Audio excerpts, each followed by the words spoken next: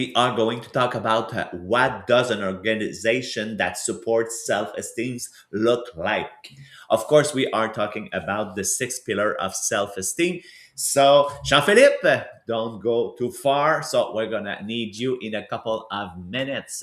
So, yesterday we talked about the first 4 points that we cover. So, we said that an organization that supports self-esteem usually are going to give access to information for their member. They are going to have an appropriate authority, so they give them the power to make their own decision and have some latitude. Number three, we talk about having clear rules, so that way we know what we are doing. And number 10, um, uh, uh, problem are solved close to the field, so that way you are in the trench and you know what you have to do. So now we are going to continue, and the first point today I want to talk, it's a culture without fear. So just mute your mic, Jean-Philippe. A culture without fear. So people see that their rewards for success are far greater than any penalty for failure they can do in the company. Okay, so my example that I see for that, it's in MLM. So we have our new recruit, and our new recruit, they need to see the color of their money, because otherwise they won't stay with us. And when, let's say, a new recruit start our first live, okay, and she is disappointed because maybe there's not too much people on the live. Maybe her mother and sister was there, but not too many. Okay, so she's going to be have a deception. Okay, but we can say, okay, let's try another time, and we are going to analyze your life. Okay, what did you do? Okay, did you create an event? Did you invite your people? Okay, so we can give her some tips that she can see that, oh my god, yes, I have place to improvement, and I feel the support of my mentor. So that way it's a good way that we are going to help her. Or in other company, so if you are not supporting, okay, and you criticize, it's not good for and you create like a culture of fear. Okay, so this is important. So support your many people and see that you are going to the success you're going to have is greater than any penalty for failure. Okay, second point, today I want to talk about learning is valued. People are usually encouraged and rewarded for learning. Okay, they are encouraged to participate in internal and external courses and programs that will extend their knowledge and skills. So this is so important, because when we want to when we, let's say, we graduate from university. Okay, I was a teacher, I graduate from a university, I have the feeling that I know nothing. I'm not in control of anything. Okay, because what you learn at university and what you learn on the field is very different. So you always need to have some kind of training, and this is important to have that mindset. I know that some people, they say, oh no, I've been to school, I'm a teacher, so I know what to do. I was a student, so, and now I'm a teacher, I know everything. And they are not going to have any training, okay, during those years. But I say, you know what, Jean-Philippe, would you like to meet, let's say, a doctor who operate like in the 1980s, while when he graduate? Okay, for me, no, thank you. Okay, so I need someone who improve his skills. So in our MLM, we support personal development. Thank you for all of you. Today, you are at the podcast, so you are working on your growth, personal development. We have our class every week we have class, and we reward people that are going to the class. So we always have a challenge, and when they are in the process to learn, so they qualify for training. So this is so important to value this. Learning is so important. Okay. Second point, leader consistency. So people are going to experience congruence between an organization, mission statement, and profile fee on the behavior of leader. So we need to see integrity, okay? It's exemplified, and they feel motivated to watch what they see.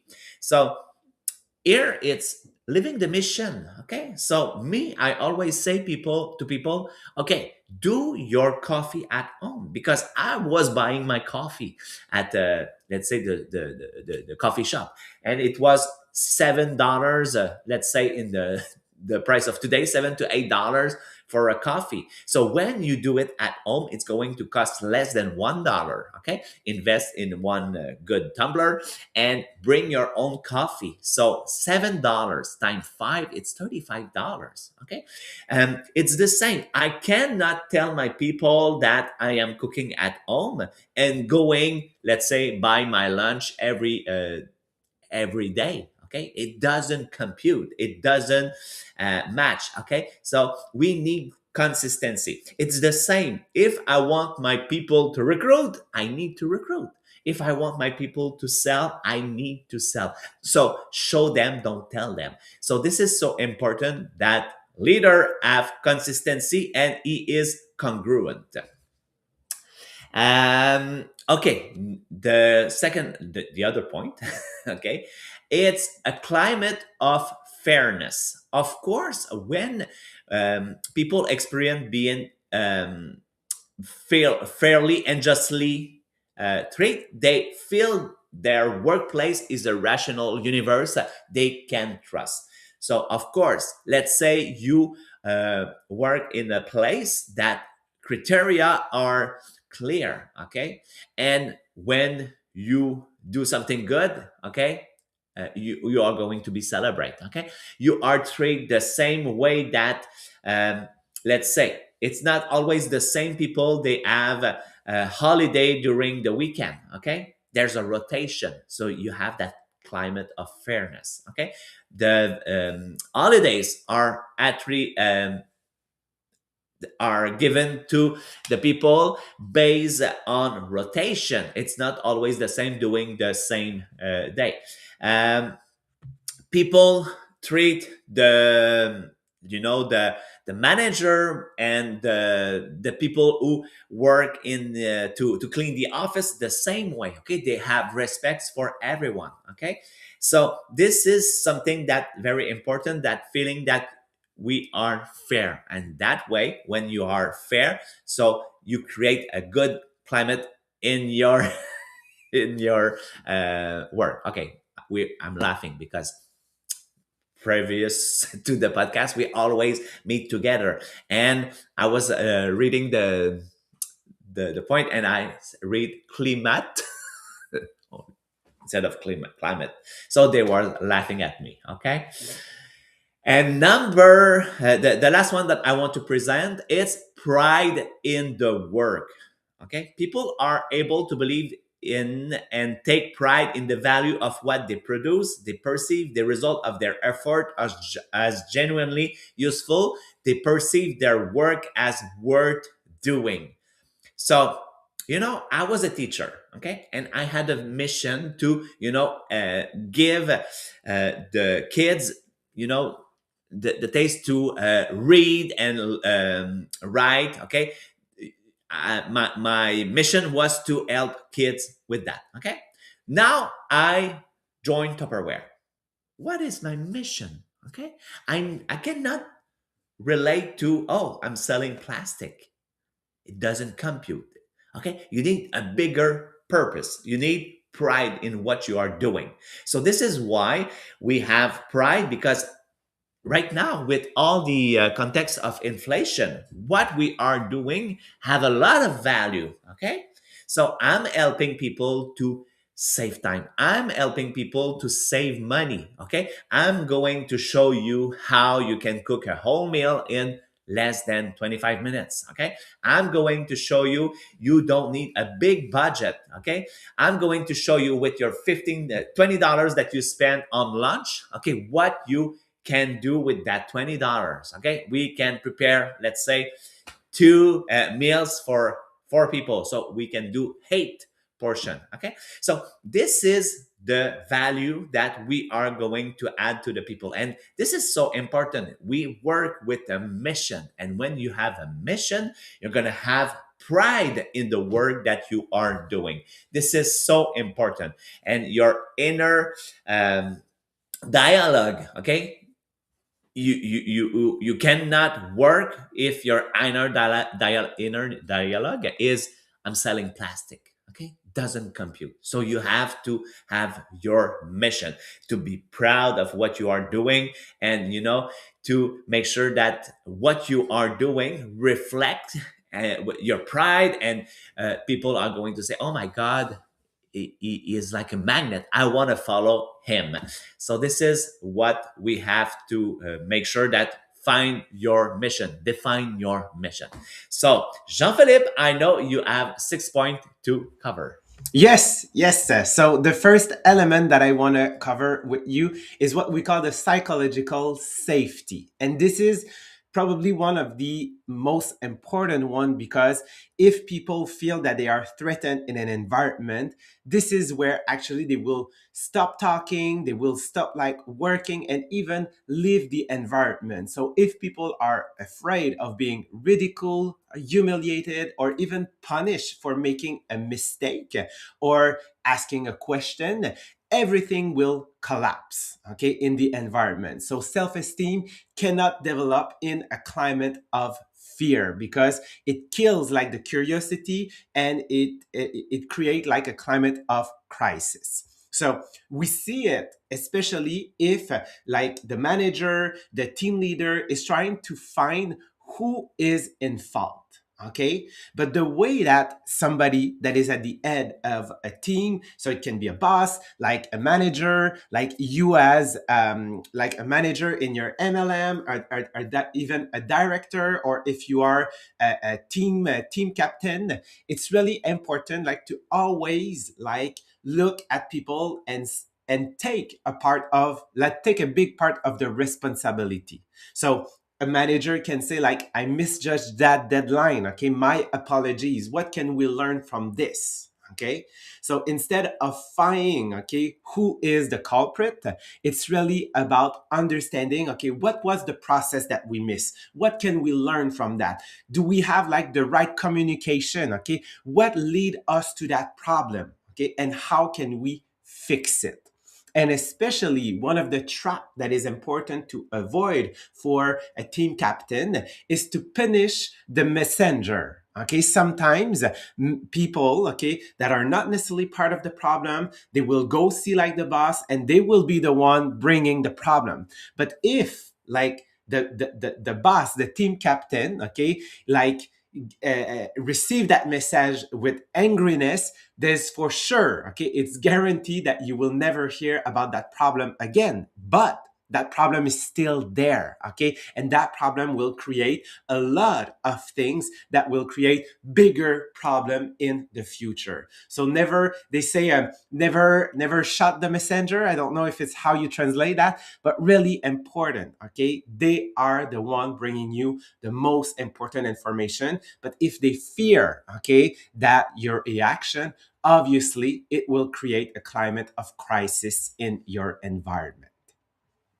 The second element, okay, it's about being accepted and heard. It is what we call the validation of the individual. So being treated with dignity and being listened to confirms our fundamentals worth. Okay, so it says that you exist here as a person, not just as a resource. Okay. And this is important that people feel that they are not only number.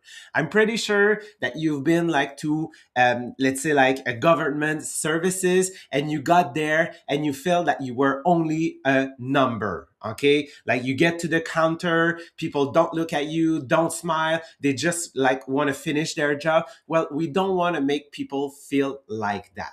Okay. So, how can you be sure that you're not falling on that side? It's really what we call the active listening in a one on one. One on one are still so important these days, especially with social media and technology, where we feel sometimes that we are far away from people. So, when you have that time, really that one on one privately with those individuals, it can completely change, okay, actually the dynamic in your environment.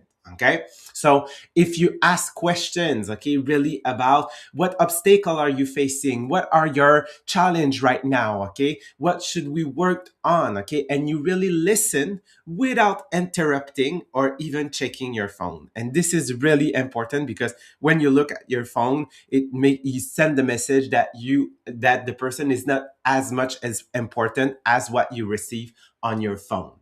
You need to acknowledge the individual, okay? Remember important personal detail about their family, their passion, what they love, what they have, what are their strength in the past, okay? And if you're able to reference them, it will just show, okay, that you really care about them, okay?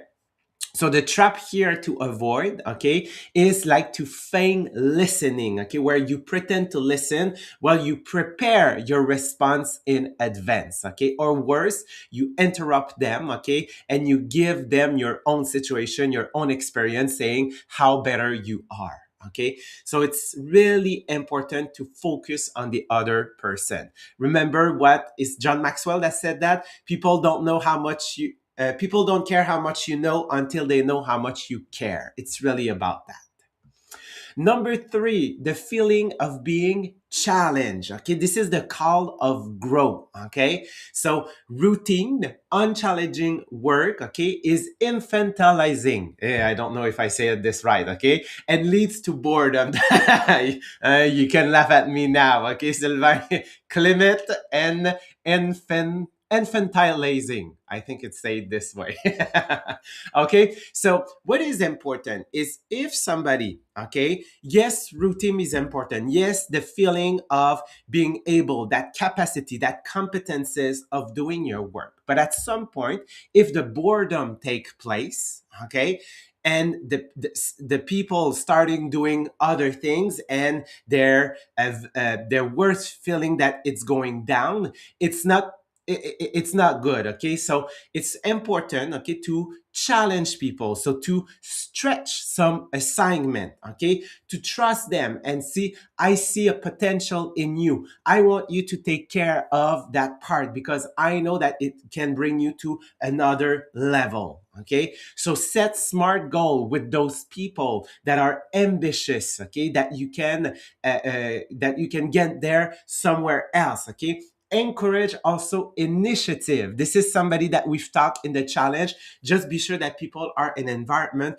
where they feel, okay, that they can take initiative, even if sometimes it's outside the box. Okay, so what is the trap here? It's giving a challenge without providing the resource, the time, or the support. So obviously, if you decide as a leader to give an assignment and a challenge to somebody, but you don't have in place a system and resources that they feel that they can use to accomplish it for the good of them and in the company, obviously it's like going backward, or it was not really well thought. Number four, the feeling of being recognized. So this is the validating feedback. So recognition, okay, publicly validates our contribution and our value. So it turns a private success into a social fact, and it answers a fundamental need to be seen and to have an impact.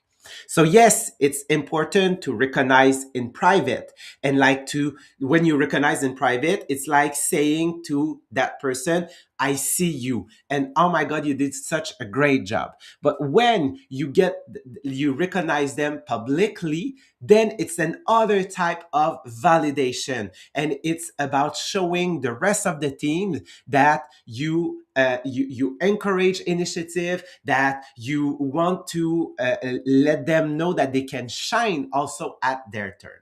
But what is important here is to be specific and immediate. What I mean by that is replace just good job by the way you structure that presentation yesterday really helped our team. So if you are very specific about what they do instead of good job, okay, obviously people will feel that they are seen, and immediate means that it's right away. Don't wait too long. Don't wait 3 weeks. Don't wait to their report, okay, or their meeting, their yearly meeting, okay. Right now, we Mohamed used to have an expression that you need to recognize when the what is sueur en anglais, Sylvain? Hein? Comment? Sweat, when the sweat is still on their like forehead, okay, so it's really about that, okay. So vary the form of recognition. Yes, there is financial recognition for organization. There's public recognition, there's written recognition, and there is also like chosen recognition, okay. So all of that will show people that it's not just an automatism, but it's really something that you take time to do. So it's also important, as Sylvain talked, I don't know if it's yesterday or this morning, like recognize effort and progress, not just the result. Yes, result needs to be recognized, but progress, effort, action, okay, especially in an MLM, are important. Number five, constructive feedback. Okay. Well delivered feedback is a gift. Okay. It shows that you believe in the person potential. Okay. It will provide a map of progress, which is essential for the sense of efficacy. So we know, okay, that feedback is important. So you should adopt, okay, we call it in French, I say like the Oreo method, like the cookies, or the sandwich method. Okay, so which is good, something that you have to work on, and something good, just to be sure that you finish by something that they will remember. But there is many way that you can do that. Okay, situation, behavior, impact, suggestions. Okay, so this is another type of model that you can use. Okay, so situation is really about what just happened, what was the behavior that you observed, what was the impact, good or bad, and what is the suggestions. But this can be done, okay, not only from the boss, okay, which is in a direct way, but it can be done by asking question. What do you think that you can do next? What will you do different next time? Okay, so it's really important, okay, to understand that balance, okay, that the goal is to find a solution, but it's just to be sure that people know that you care for them, you care for their work, you care for who they are, you care for their competencies, and you care for what they can bring to your business. Okay, so what is important, okay, is to avoid, okay, humiliating feedback that people feel that they were in fault. Okay, and finally, the last element here is what we call the expectation of innovation. So if you tell people just do your job without asking how you can improve it, okay, they will be only using 10% of their brain. But when you set an environment that you ask them, okay, how can we think that differently? How can we can improve that process? Well, people will now use the other part of their brain. So if you create ritual, which means like innovation meeting, innovation challenge, okay, or brainstorming, not necessarily every day, and that you take time to apply one thing in the brainstorm, people will feel, okay, that they can explore their time, that they can implement the idea, and they can have credits for an idea that they bring. Okay. So what is to avoid here is asking for idea and then systematically rejecting them. Okay. Say it won't work. We don't have the budget. Okay. Instead of saying, how can we fit that right now and try some of your idea in our structure right now? Okay. So the words, as you can see, the way that you will express yourself, the word that you will choose, be sure that you're not reacting and always like be in a fear emotion will completely change the dynamic that you have at work. So as you can see, okay, there's many ways that we can improve an environment at work. And as leader, for those who are listening to us that are part of an MLM, as leader, it is important to understand that we can play a big role in those type of environment of how we can retain people and how we can attract people. So thank you so much, everyone, for being with us. I will be with you, Maria and Marie-Pierre, tomorrow morning for our Wednesday podcast. Bye, everyone.